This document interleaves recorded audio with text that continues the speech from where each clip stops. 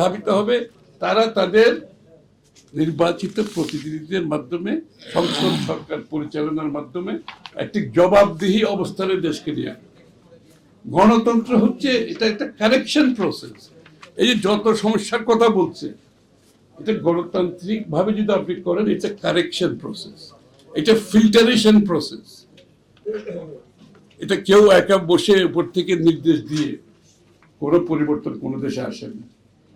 গণতান্ত্রিক প্রক্রিয়ার মাধ্যমে এটা it's a correction process, it's a filtration process. এর মাধ্যমে আপনাকে এটা করতে হবে। এর বাইরে আর কোনো ওষুধ নাই, এর বাইরে আর কিছু করার নাই। এর বাইরে করতে গেলে সমস্যা হবে।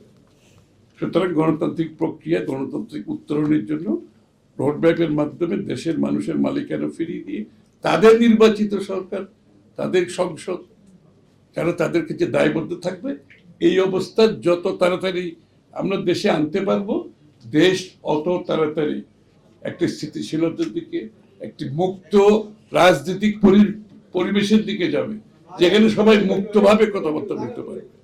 এবং শেষ কথা আমি বলছি, এটা আমাদের সপক্ষকে অনুধাবন করতে হবে, রাজনীতিবিদদের এটা অনুধাবন করতে হবে। আগামীর রাজনীতি আগের রাজনীতির মতো হবে না।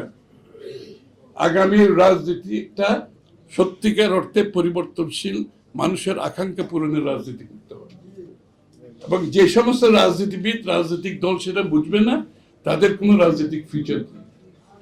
বাংলাদেশের মানুষের আকাঙ্ক্ষা, আশা, যদি যেই পরিবর্তনের আকাঙ্ক্ষায় মানুষ অপেক্ষা করছে, সেটা যদি আগামীর রাজনীতি দিতে না পারে, সে রাজনৈতিক দল এবং ব্যক্তির কোনো ফিউচার আছে আমি অন্তত মনে করি।